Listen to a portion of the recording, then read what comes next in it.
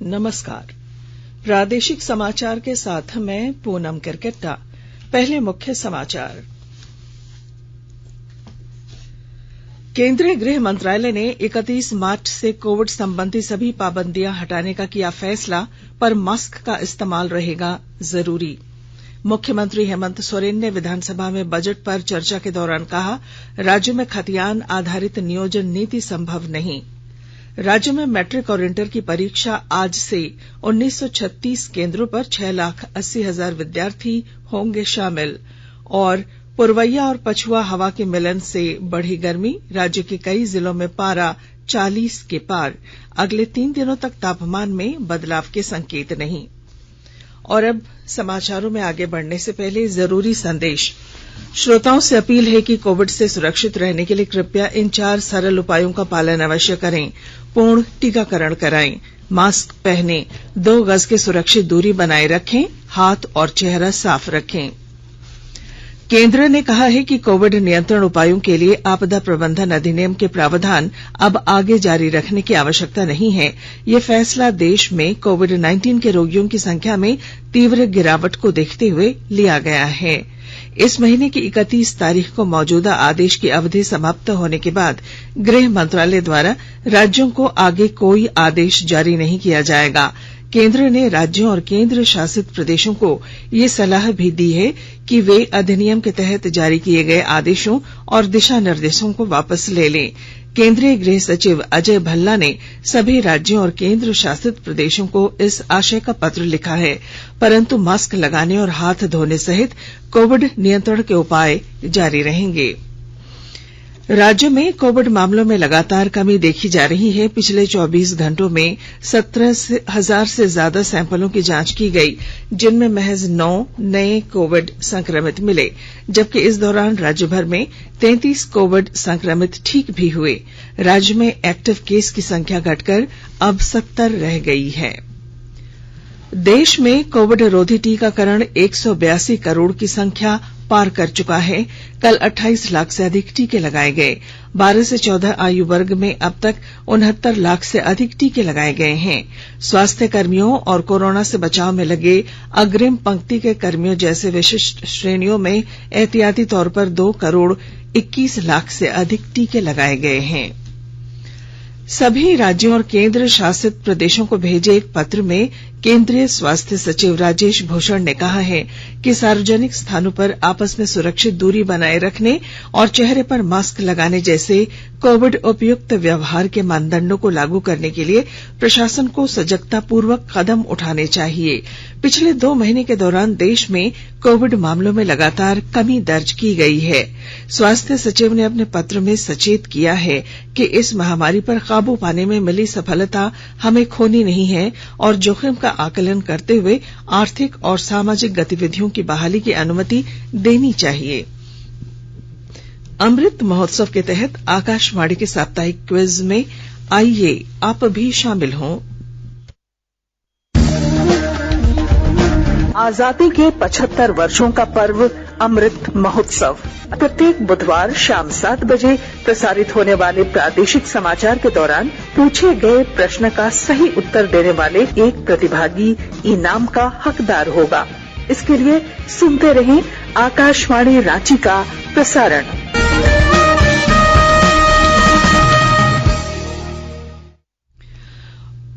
मुख्यमंत्री हेमंत सोरेन से यूक्रेन से लौटे एमबीबीएस के विद्यार्थियों ने मुलाकात की। विद्यार्थियों ने मुख्यमंत्री को रूस और यूक्रेन युद्ध के दौरान अपनी आप बीती बताई। उन्होंने विकट और विपरीत हालातों के बीच वहां से अपनी सकुशल वापसी के लिए मुख्यमंत्री की पहल की सराहना की। उन्होंने मुख्यमंत्री से अपनी पढ़ाई का विकल्प झारखंड में उपलब्ध कराने का आग्रह किया। मुख्यमंत्री ने कहा कि जो विद्यार्थी वापस आए हैं उनके भविष्य को लेकर जल्द ही एक उच्च स्तरीय बैठक बुलाकर निर्णय लिया जाएगा। मुख्यमंत्री हेमंत सोरेन ने कहा है कि झारखंड में खतियान के आधार पर नियोजन नीति नहीं बनाई जा सकती। उन्होंने कहा कि ऐसा करने पर कोर्ट तुरंत उसे खारिज कर देगा। मुख्यमंत्री कल विधानसभा में बजट पर चर्चा के दौरान बोल रहे थे। मुख्यमंत्री ने विपक्ष पर जनता को बरगलाने का आरोप लगाते हुए कहा कि राज्य में जल्द ही नियोजन नीति बनेगी जो जन भावनाओं के अनुरूप होगी। उन्होंने ये भी कहा कि राज्य में 1 महीने के भीतर 20,000 नियुक्तियां की जाएंगी। उन्होंने ये भी कहा कि वर्तमान सरकार ने विपरीत परिस्थितियों में बेहतर प्रदर्शन किया है। झारखंड विधानसभा में राज्य के अधिकारियों के रवैये को लेकर सत्ता पक्ष और विपक्ष दोनों साथ दिखे। विधायकों ने आरोप लगाया कि अधिकारी विधायिका का सम्मान नहीं करते। इस बात को गंभीरता से लेते हुए मुख्यमंत्री हेमंत सोरेन ने राज्य के डीजीपी नीरज सिन्हा और मुख्य सचिव सुखदेव सिंह को तलब कर नाराजगी जताई।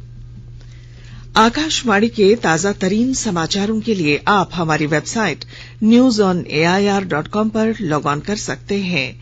ताजा समाचार Twitter handle @AIR News Alerts और Facebook page all India radio news पर भी उपलब्ध है।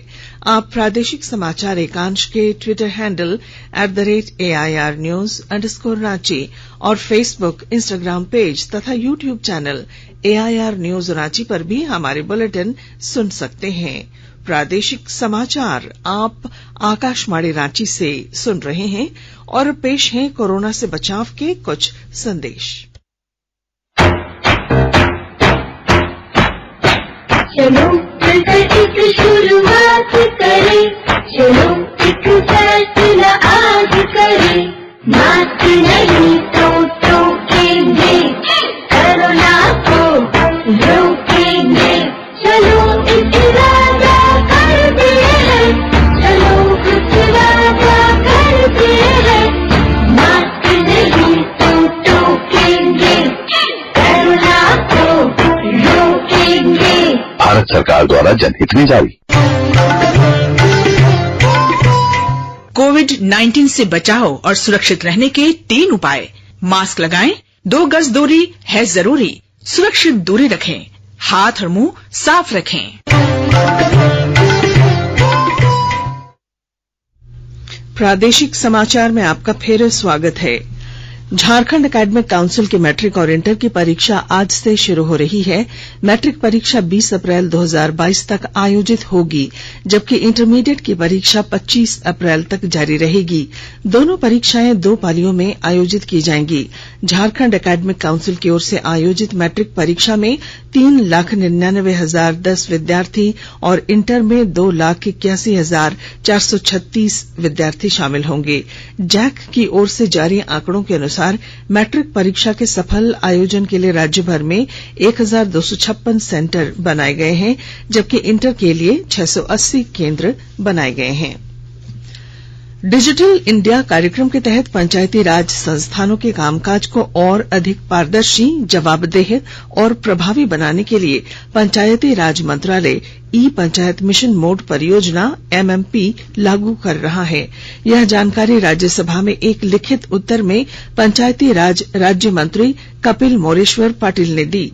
उन्होंने बताया कि इस महीने की 16 तारीख तक देश में परियोजना के तहत कुल 1,76,793 ग्राम पंचायतों को ये सुविधा प्रदान करने के लिए मूलभूत सुविधाएं दी जा चुकी हैं। श्री पाटिल ने कहा कि परियोजना को अगले वर्ष अगस्त तक पूरी तरह लागू करने का लक्ष्य रखा गया है। सरायकेला खरसावां जिले में सभी दिव्यांगजनों को यूनिक डिसेबिलिटी ID कार्ड दिया जा रहा है। केंद्र सरकार की इस पहल से दिव्यांगजनों को विशिष्ट पहचान मिल सकेगी। हमारे संवाददाता की एक रिपोर्ट। सरायकेला खरसावां जिले में सामाजिक न्याय एवं अधिकारिता मंत्रालय भारत सरकार के द्वारा सभी दिव्यांग जनों को यूनिक डिसेबिलिटी ID कार्ड दिया जा रहा है। भारत सरकार की इस सराहनीय प्रयास से जिले के दिव्यांग जनों को विशिष्ट पहचान मिल पाएगी। इस कार्ड के जरिए मूलभूत सुविधाएं दिव्यांग जनों तक पहुंचाई जाएगी। उपायुक्त अरवा राज कमल ने बताया कि भारत सरकार की यह एक महत्वाकांक्षी योजना है। इस UDID कार्ड के जरिए ही दिव्यांग जनों को तमाम योजनाओं से जोड़कर लाभान्वित किया जाएगा। दिव्यांग जनों को विभिन्न योजनाओं में लाभ लेने के लिए प्रमाण पत्र लेकर कहीं घूमने की आवश्यकता नहीं है। अब यूडीआईडी कार्ड के जरिए ही उनकी संपूर्ण पहचान हो पाएगी। जिले के सभी प्रखंडों में दिव्यांग जनों का यूडीआईडी निर्माण कार्य जारी है। गोलक बिहारी, आकाशवाणी समाचार, सरायकला खरसावां। आज विश्व क्षय रोग दिवस है। क्षय रोग यानी टीबी के स्वास्थ्य पर पड़ने वाले दुष्प्रभावों तथा सामाजिक आर्थिक परिणामों के बारे में लोगों को जागरूक करने के लिए यह दिन हर वर्ष 24 मार्च को मनाया जाता है। इसे डॉक्टर रॉबर्ट कोच की जयंती के रूप में भी मनाया जाता है, जिन्होंने 1882 में टीबी के विषाणुओं की खोज की थी। राष्ट्रपति रामनाथ कोविंद ने 2025 तक भारत को क्षय रोग मुक्त बनाने का लक्ष्य हासिल करने के लिए एकजुट प्रयास करने की आवश्यकता पर बल दिया है। विश्व क्षय रोग दिवस के अवसर पर एक संदेश में श्री कोविंद ने क्षय रोग से मुक्त होने वाले ऐसे व्यक्तियों को बधाई दी है जो स्वयं स्वस्थ होने के बाद अन्य लोगों का भी मार्ग प्रशस्त कर रहे हैं। राष्ट्रपति ने कहा कि कोविड महामारी और कोरोना के नए वेरिएंट आने से देश के स्वास्थ्य देखभाल ढांचे पर अभूतपूर्व दबाव पड़ा है। उन्होंने कहा कि इससे स्वास्थ्य देखभाल ढांचे को असाधारण चुनौती का सामना करना पड़ रहा है। भारत के पूर्व मुख्य न्यायाधीश रमेश चंद्र लाहोटी का नई दिल्ली में निधन हो गया। वे 81 वर्ष के थे। न्यायमूर्ति लाहोटी 1 जून 2004 से 1 नवंबर 2005 तक भारत के 35वें मुख्य न्यायाधीश रहे। उपराष्ट्रपति एम वेंकैया नायडू ने न्यायमूर्ति लाहोटी के निधन पर शोक व्यक्त किया है। राजमहल के पूर्व सांसद सोम मरांडी का निधन हो गया है। तबियत बिगड़ने के बाद उन्हें कल इलाज के लिए रांची के रिम्स लाया जा रहा था और रास्ते में उनका निधन हो गया। वर्ष 1998 में राजमहल लोकसभा सीट के लिए हुए उपचुनाव में भाजपा प्रत्याशी के रूप में सोम मरांडी ने कांग्रेस नेता थॉमस हांसदा को एक रोचक और नजदीकी मुकाबले में महज 9 मतों से हरा दिया था। यह लोकसभा में सबसे कम मतों से जीतने का उस समय का रिकॉर्ड था। उनके निधन पर मुख्यमंत्री हेमंत सोरेन, भाजपा के वरिष्ठ नेता और पूर्व मुख्यमंत्री बाबूलाल मरांडी और जनजातीय मामलों के केंद्रीय मंत्री अर्जुन मुंडा ने शोक व्यक्त किया है। मौसम। राज्य में पुरवैया और पछुआ हवा के मिलने से मौसम बदलने लगा है। राजधानी रांची समेत सभी जिलों में गर्मी में बढ़ोत्तरी देखी जा रही है। पिछले 24 घंटों के दौरान राज्य का मौसम शुष्क रहा। रांची में गुरुवार का तापमान अधिकतम 36 डिग्री और न्यूनतम 22 डिग्री सेल्सियस रहेगा। पिछले 24 घंटों में सबसे अधिक 40.3 डिग्री सेल्सियस गोड्डा में, सबसे कम 17.5 डिग्री सेल्सियस गढ़वा का दर्ज किया गया। रांची मौसम विज्ञान केंद्र के अनुसार अगले 3 दिनों तक दिन के तापमान में कोई बड़े बदलाव की संभावना नहीं है। और अब अखबारों की सुर्खियां। राज्य से प्रकाशित होने वाले लगभग सभी अखबारों ने विधानसभा में मुख्यमंत्री हेमंत सोरेन की उस घोषणा को प्रमुखता के साथ प्रकाशित किया है जिसमें उन्होंने जन भावना के अनुरूप नियोजन नीति बनाने की बात कही है। प्रभात खबर ने विधानसभा अध्यक्ष की ओर से मुख्य सचिव को विधायकों का सम्मान सुनिश्चित करने का निर्देश दिए जाने से संबंधित खबर पहले पन्ने पर दी है। हिन्दुस्तान ने मुख्यमंत्री के हवाले से लिखा है, खतियान आधारित नियोजन नीति नहीं बन सकती। दैनिक भास्कर ने राजद प्रमुख लालू प्रसाद को एम्स में भर्ती लेने की खबर को पहले पन्ने पर जगह दी है। दैनिक जागरण ने बीरभूम हिंसा पर कोलकाता हाईकोर्ट के सख्त रवैये की खबर अपनी सुर्खी बनाई है। रांची एक्सप्रेस ने मुख्यमंत्री के हवाले से पहले पन्ने पर शीर्षक दिया है, विपरीत परिस्थितियों में राज्य सरकार ने किया बेहतर प्रदर्शन।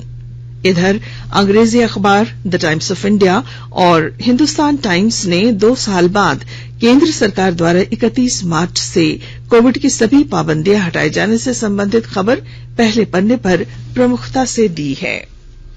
और अब अंत में मुख्य समाचार। केंद्रीय गृह मंत्रालय ने 31 मार्च से कोविड संबंधी सभी पाबंदियां हटाने का किया फैसला, पर मास्क का इस्तेमाल रहेगा जरूरी। मुख्यमंत्री हेमंत सोरेन ने विधानसभा में बजट पर चर्चा के दौरान कहा, राज्य में खतियान आधारित नियोजन नीति संभव नहीं। राज्य में मैट्रिक और इंटर की परीक्षा आज से 1936 केंद्रों पर 6,80,000 विद्यार्थी होंगे शामिल। और पुरवैया और पछुआ हवा के मिलन से बढ़ी गर्मी, राज्य के कई जिलों में पारा 40 के पार। और इसके साथ ही आकाशवाणी रांची से प्रादेशिक समाचार का ये बुलेटिन समाप्त हुआ। नमस्कार।